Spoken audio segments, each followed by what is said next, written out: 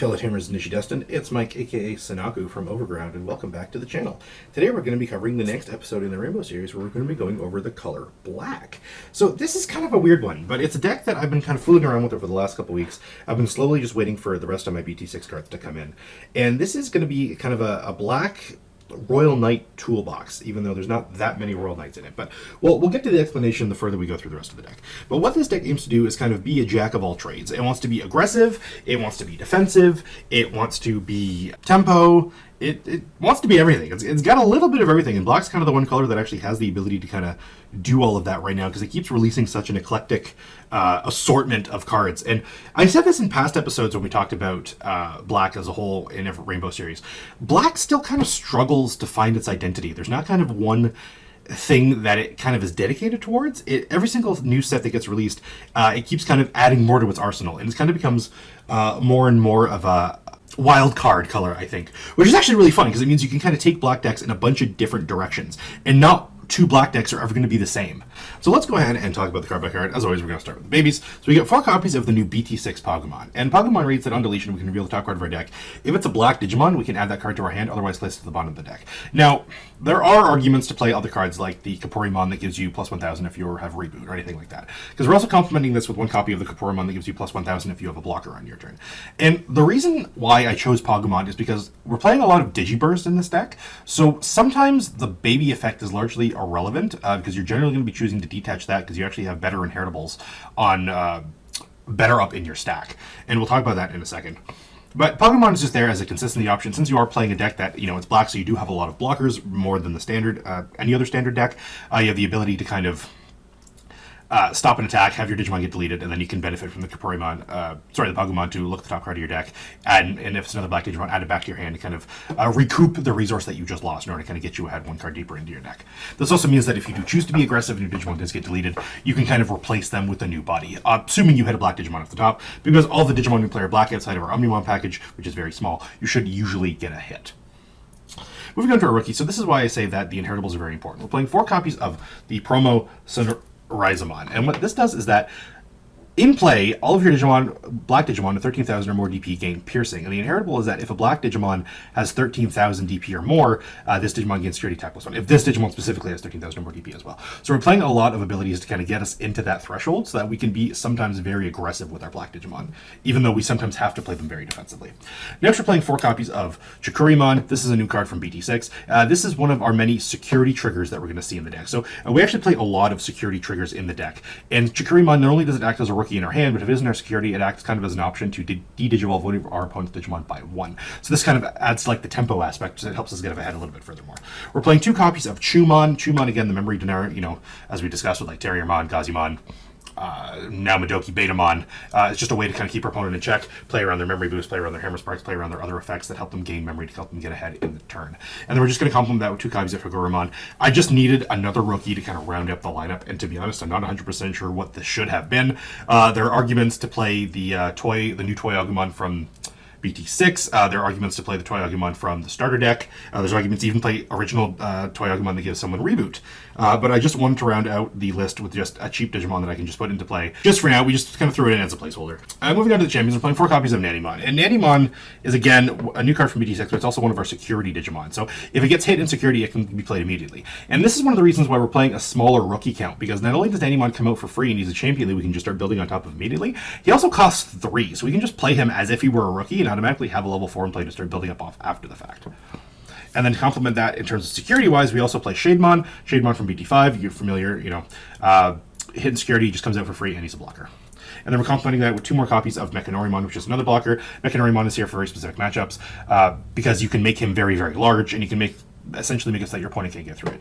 Now, we have talked about in the past that playing a significant amount of blockers in this format isn't very strong. However, Mechanori is kind of an exception to that rule because he can generally put specific matchups literally on hold. And the reason why blockers are better in this deck is because we can make blockers that are higher than level 5, and we have Craniumon specifically as well. So our blockers cannot be deleted through regular means. So our blockers are actually a lot stronger in black specifically as they would be in any other color. Moving on to our ultimate lineup, we're playing 4 copies of Gogmamon. Gogmamon makes an appearance from all the way back in BT4, and he's part of kind of the Digiburst suite that we're playing right now. Now, there is an argument to play something like the Megadramon as well, but I'm playing Gogmamon right now because I can get it off of Black Memory Boost while I cannot get the Megadramon off of that same card.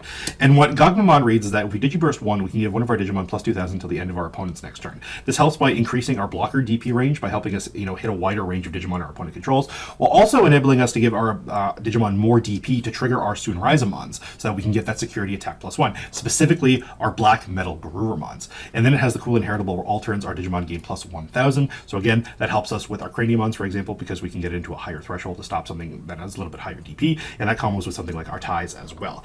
I do like the fact that Megadramon gives us the plus 2,000 on our turn statically, because what that would do instead is that the Metal Garurumon, for example, would be 13,000 on our turn always without having to need to Digiburst, and that would mean that the Sunraizamon is always online. But I'm just testing the Gogmamon out for now, and I'll see if it actually pulls its weight and if it's actually worth keeping in the deck. The complement that we're playing the Gigadramon from BT6. Gigadramon is the pair to Megadramon as well because it's treated as a red card, but we're not using it as a red card in this list. We're playing it because on the opponent's turn, our Digimon get plus 2,000 DP as inheritable. Ideally, you want to evolve your Craniumons over Gigadramon specifically. If you can't over Gigadramon, you do have Gogmamon as a fallback, but this makes your Craniumons 14, 15 with a tie in play, and it generally means that your opponent is never getting through. And finally, we're playing 2 copies of the other Megadramon. This is from the starter deck. This just has the inheritable blocker. So this makes it so that if we do have other Digimon in play that aren't Crania, we can make them blockers and then give them the protection that Craniumon would bestow onto blockers. So going into our Mega lineup, we're playing 3 copies of the BT5 Metal Garurumon. This is the one where it has Reboot already. It's 11,000. And when Digivolve, we Digiburst 2, we can delete one of our opponent's Digimon with a play cost of 6 or less. But if we do not delete a Digimon, we can actually trash our opponent's, the top card of our opponent's security stack as well. So this is another one of those cards that like it would just deal with blockers straight up already if we're not playing the mirror match, for example, and just helps us get through and be more aggressive, especially when you combo that with the Sunraizamon and then Gogmamon. Now we have a 13,000 Reboot who can swing, take 2 security checks, reboot it, and our opponent cannot run it over. And this is very important for something like the Justmon matchup because the Justmon has piercing, and we want to make sure that our Digimon survives and that they can't attack over it. If they have Veteran with Blade, they have it, that's fine. We can't always play around that, but at least we can play around the piercing in the avenues that we have. But this is also very good for the security control matchup. We already have a decent security control matchup with Craniumon because they can't destroy our Digimon through traditional means. They'd have to use something like DP reduction. And although Wyvern's Breath is kind of a boon, the ability to trash our opponent's security means that we can just kind of get one attack deeper without necessarily having to worry about triggering any options in their security that we could be attacking.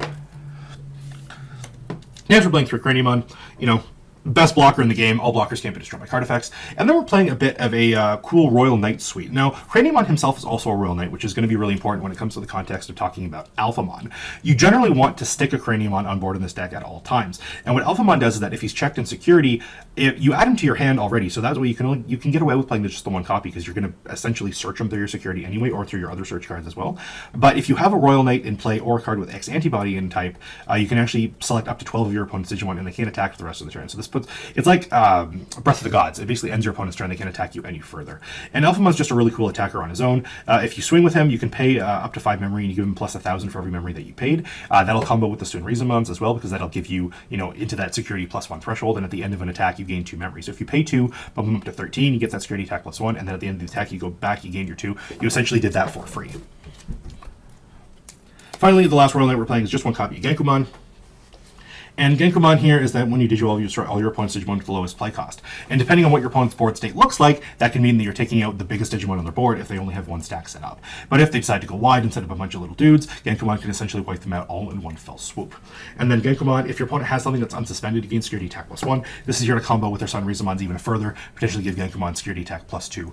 And again, because of his Royal Knight typing, that also helps us get Alphamon off insecurity if that ever were to come up. Moving on to Retainers, we're playing 2 copies of the old BT2 tie. This gives all of our Black Digimon plus 1,000 on our opponent's turn, which helps buff up our blockers even more, and it sets us to 3 every single turn. We're complementing that with 1 copy of Izzy and Joe. Izzy and Joe reads that if your opponent has 2 or more Digimon in play, we start our turn with +2 memory. And if one of our Black Digimon is deleted, we can actually suspend him to draw 1 card, which means we actually get to dig a little bit deeper and get to our combo pieces just a little bit faster. It also helps us, combo that with with the Kaporimon or the Pagumon again, for example. It just helps us if a Digimon gets deleted, we can kind of recoup those resources by getting 2 cards deep into our deck instead of just 1. Then we're going to look at our option lineup. It's a bit eclectic. I'm not quite sure what I want these options to look like. I'm sure one of these need to drop to 1 so I can make space for other cards, but I just couldn't really decide, so I decided to go 2 of each, just because it just seemed like a good solid number. So we're playing 2 copies of Ultimate Flare. Ultimate Flare de-digivolve 3 in one of our opponent's Digimon, and then delete everything with a play cost of 3 or less. Then we've got 2 copies of Iron Fist Onslaught. This is a new card from BT6. This is essentially the a black Gaia Force. I mean, if Ultimate Flare wasn't essentially a Gaia Force in its own right, Iron Fist Onslaught deletes all of our opponent's Digimon with the highest play cost. So it's the reverse of what Genkumon would be. And again, depending on our opponent's board state, this actually takes on multiple Digimon all at once. So we have 4 kind of bombs in our security that can essentially tempo out our opponent severely and make sure that they just get set back a significant amount. And then finally, the last 2 options we're playing are 2 black Memory Boost. And like other Memory Boosts that we've been adding into our decks with all this, the Rainbow series up to this point, the Memory Boosts essentially act as consistency options to help us figure out the right combo pieces at the right time in our deck, while also giving us that delay mechanic to help us get a bit more memory to play out our turns. And finally, we're playing 2 level 7 Omnimons here. I'm playing 1 copy of Zwart Defeat and 1 copy of Alter S. Again, these are tempo options to help set our opponents back. There is an argument to play X Antibody, especially if you're playing the Alphamon, but again, I just don't have the space. One of these options could potentially be cut for an X Antibody. Yeah, that is it for the Black episode of the Rainbow series. I hope you guys enjoyed. If you have any questions, comments, or suggestions, please feel free to leave them in the comment section below. If you like what we do here at Overground, please consider giving us a subscription and help us reach our next subscriber milestone. And again, if you like the video, please consider giving it a thumbs up as well. I have been Mike, aka Sanaku, once again. Thanks so much for watching, and we'll see you guys in the next episode of the Rainbow series.